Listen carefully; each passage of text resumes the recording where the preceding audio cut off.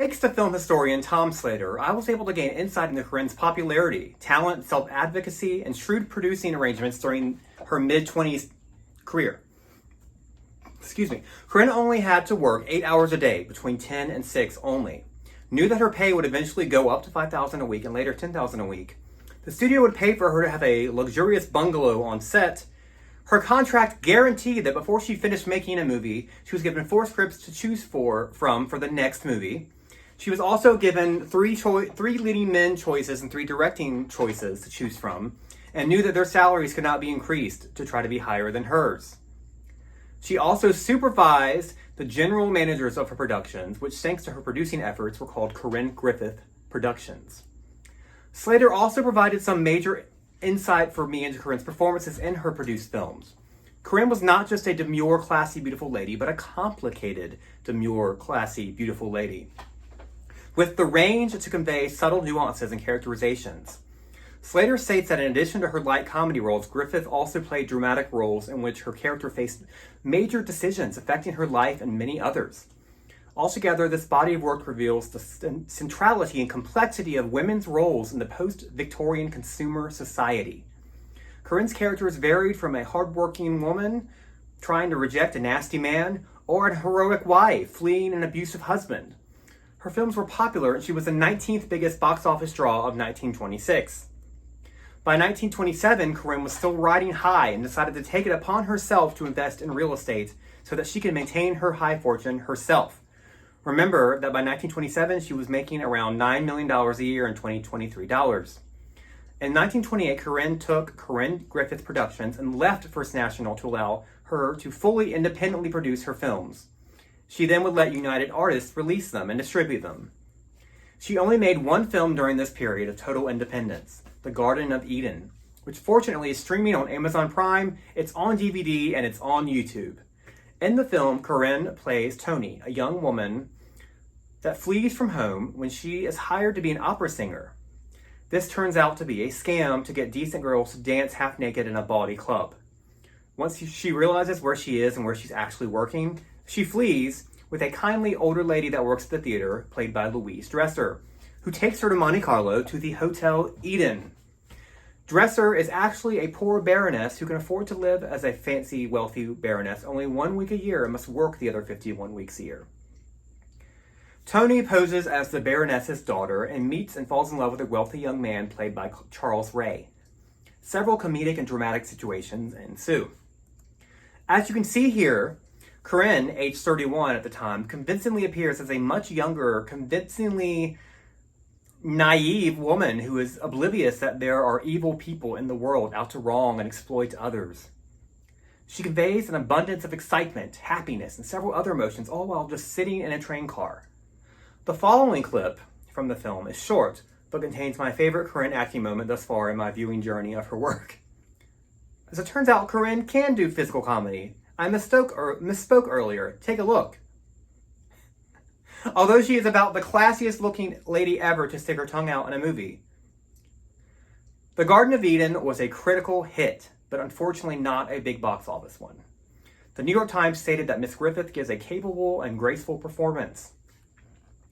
Corinne went back to First National, probably a bit disappointed in her box office numbers for her first fully independent endeavor.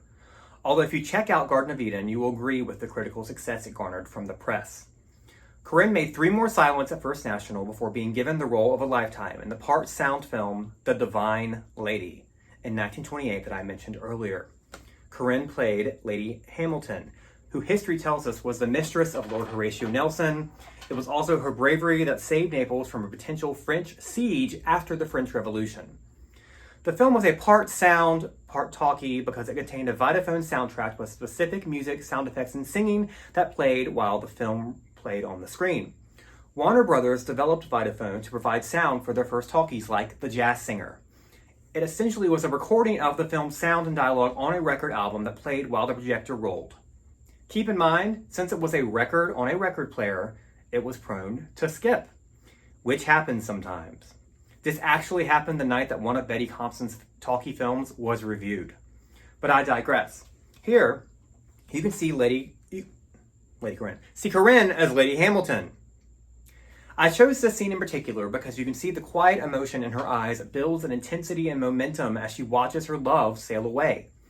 It is truly a masterclass in allowing emotions to crescendo in a scene or have somewhere to go and build to, as many acting teachers have instructed students over the years about their emotions in a scene. Apparently, Corinne also sang the songs recorded on the soundtrack that you can hear in the film. Take a look and a listen.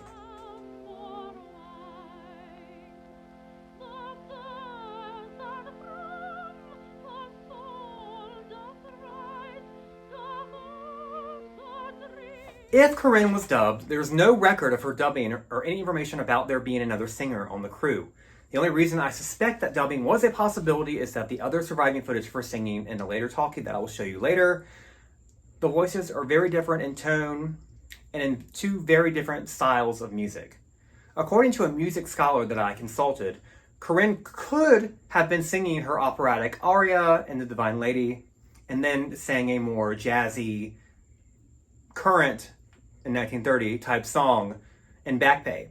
But I'll leave the conclusion up to you. What we do know is that she sang the song from Divine Lady live at a party, accompanying herself on the harp, according to Howard Hughes' biographer, who I'll get back to later. Regardless, Corinne got great reviews. The New York Times said she gave a commendable performance, and she was nominated for a Best Actress Oscar at the 1929 Academy Awards, ultimately losing. There was some controversy about Corinne's nomination, as there were no formal nominations announced that year, and some scholars have disputed that and said that she was added in later, or maybe she was considered, she just wasn't written down on the first records that were available. Whatever the case, Corinne was a success in this new sound medium and ready to move on into her first speaking role on the screen in the Talkies. She was still with First National, who were now absorbed by Warner Brothers. And she finally let the public hear her speak in 1930's Lilies of the Field, a remake of her earlier silent film of the same name. This film was presumed to be lost and was not able to watch it. Unfortunately, reviews were not kind, apparently, and the film was a box office flop. Reviewers reportedly stated that Corinne's voice was quite nasal and not suited for the talkies. I couldn't find this exact review where this was stated, but historian Richard Barrios mentions it. I did find the New York Times review of the film, and it only stated the following. Miss Griffith's listless manner is quite depressing, even when feigning moments of happiness and the photoplay falls flat. Her gesture is that of despair. Her voice is sad. Sad is the only word I could find to describe her voice in this review from the New York Times, seemingly the biggest review for the film. And it was referring to the emotion of her voice, not the sound of her voice. Essentially, the film was a Debbie Downer, and Corinne committed 100%. Her voice was sad, her physicality was sad, everything was sad. Unfortunately, the somber, melancholy vibes created for the film were not what people wanted to see 2 months after Wall Street crashed and the country fell into the Great Depression. So the film tanked. Maybe a review exists somewhere that states that she was too nasal in her speaking voice. Or maybe, just like John Gilbert, the fantasy about her being a silent performer with a horrible voice is just that, a fantasy that has grown from legend to acceptance over the years. My main weapon to prove that the too nasal rumor wrong is her next talkie, Back Pay. To me, her voice has a slight southern twangy accent at times, she's from Texas, but is no more nasal than several of the other actors working at the time. Take a look and a listen. I'll come again soon. We'll see each other. Well, I guess maybe I won't be here. Well, of course you'll be here. Why shouldn't you be? Well, I've been thinking a long time now. There's the war, you know. You're not going across. Well, I guess I ought to. Master! Your friend. My friend. In this second clip from Back Pay, I was reminded of her earlier emotive window gaze in The Divine Lady.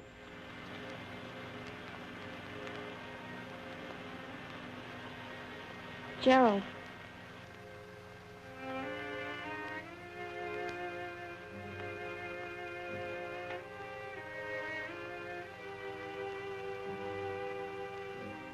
Corinne could still convey a mountain of emotions with just her face. Back Pay also allowed us to hear Corinne's confirmed singing voice. Listen to this. Leave me. Your lips, your eyes, your pretty hair. are in a cause beyond compare. I'm reminded of Joan Crawford's Got a Feeling for You from the Hollywood Review of 1929. It has that jazzy warble that so many singers had at the time. But Back Pay was another tearful melodrama. Corinne played a woman who had the love of a poor man, or actually she was torn between two loves. One was a poor man that went off to war, and one was an older, wealthier man that could put her in the lap of luxury. Who should she choose?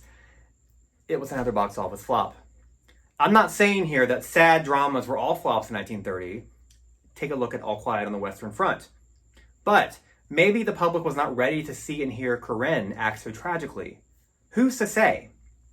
The New York Times said, "It's just another photoplay featuring Corinne Griffith."